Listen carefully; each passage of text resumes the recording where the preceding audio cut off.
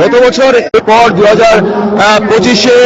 আজকে ঘোষণা করা হবে জুলাই ঘোষণাপত্র এবং ছাত্র জনতার অভ্যুত্থানের পর যে সাবেক প্রধানমন্ত্রী শেখ হাসিনা দেশ ছেড়ে চলে যাওয়ার পরে তাদের যে বিজয়ের যে অর্জন, পুরো সম্পূর্ণ অর্জনটি বলতে পারেন যে আজকে জুলাই ঘোষণাপত্র প্রকাশ করা হবে এবং সকাল 11:30টার পর থেকে বিভিন্ন সাংস্কৃতিক অনুষ্ঠান, গজল, ইসলামিক সঙ্গীত পরিবেশনার মধ্য দিয়ে শুরু হয়েছে জুলাই ঘোষণাপত্রের আনুষ্ঠানিকতা। এবং জুলাইয়ের যে অভ্যুত্থানের যে যারা ছাত্র নেতৃবৃন্দ রয়েছেন তারা কিন্তু এখন পর্যন্ত এই মানিক মিয়া এভিনিউতে আসেননি এবং বেলা 2টা থেকে 2:30টার পরেই কিন্তু শুরু হবে জুলাই ঘোষণাপত্রের যে মূল আনুষ্ঠানিকতা, সেটি কিন্তু শুরু হবে। এবং আমরা দর্শক এই মুহূর্তে আমি জয় চক্রবর্তী আছি মানিক মিয়া এভিনিউতে, সেখান থেকে সরাসরি আপনাদেরকে দেখানোর চেষ্টা করছি যে এখানেকার আসলে সর্বশেষ কি অবস্থা। এখানে কিন্তু আসলে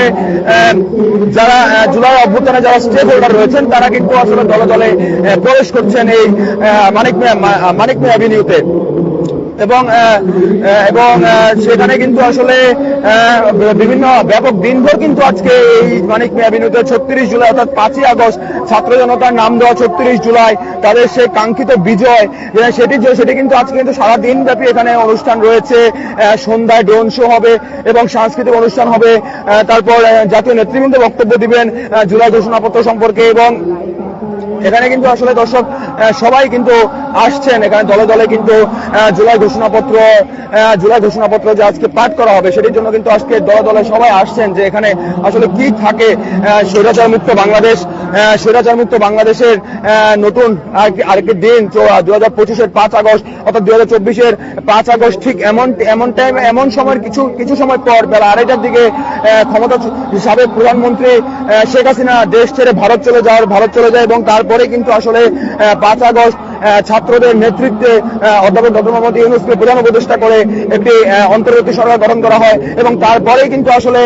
ছাত্র প্রতিনিধিরা এই সরকারের কাছে বিভিন্ন দাবিতে তাদের যে জুলাইয়ের যে দাবিগুলি রয়েছে সেগুলি কিন্তু আসলে তারা জুলাইয়ের যে ঘোষণাপত্রের দাবিটি রয়েছে সেগুলি তারা আসলে করছেন তারা। এবং মানুষ কিন্তু এখনো কিন্তু যে জুলাই ঘোষণাপত্রের যে অনুষ্ঠানটি রয়েছে মানিক মিয়া এভিনিউতে অর্থাৎ সংসদ ভবনের পাশের যে রাস্তাটি রয়েছে সেটি কিন্তু মানুষ কিন্তু এখনো আসছেন, দলে দলে আসছেন। আজকে সরকারি ছুটি ঘোষণা করা হয়েছে এবং সবাই কিন্তু আসলে এই যে ঐতিহাসিক মুহূর্তটি উপভোগ করার জন্য কিন্তু সবাই পরিবার পরিজন নিয়ে কিন্তু এখানে মানিক মিয়া এভিনিউতে আসছেন। এবং আজকে দিনভর কিন্তু আসলে নানা আয়োজনের মধ্যে জুলাই ঘোষণাপত্র পাঠ করা হবে। হাজার হাজার ছাত্র জনতার সামনে কিন্তু জুলাই ঘোষণাপত্র পাঠ করা হবে। এবং এই আজকের এই অনুষ্ঠানটিকে কেন্দ্র করে কিন্তু সারা পুরো ঢাকা শহরে কিন্তু নিশ্চিত নিরাপত্তার ব্যবস্থা করা হয়েছে এবং স্বরাষ্ট্র মন্ত্রণালয় থেকে জানানো হয়েছে যে 5ই আগস্টকে ঘিরে কোনো ধরনের কোনো অপ্রীতিকর ঘটনার কোনো ইস্যু নেই, সেটি কিন্তু স্বরাষ্ট্র মন্ত্রণালয় থেকে জানানো হয়েছে। এবং সেই সাথে বলা হয়েছে যে দর্শক আমরা আপনাদেরকে মানিক মিয়া এভিনিউ থেকে সরাসরি দেখানোর চেষ্টা করছি এবং মানুষ কিন্তু আসলে দলে দলে কিন্তু এই জুলাই ঘোষণাপত্রের যে অনুষ্ঠানটি রয়েছে মানিক মিয়া এভিনিউ সেখানে কিন্তু আসবেন। দর্শক আমি আপনাদেরকে সরাসরি দেখানোর চেষ্টা করছি যে মানিক মিয়া এভিনিউ থেকে। তো দর্শক আমার কাছে এখন পর্যন্ত মানিক মিয়া এভিনিউ থেকে এই ছিল সবশেষ বিস্তারিত জুলাই ঘোষণাপত্রের বিস্তারিত সকল সংবাদ জানার জন্য বাংলা ফ্লোর অফিসিয়াল ফেসবুক পেজে চোখ রাখুন।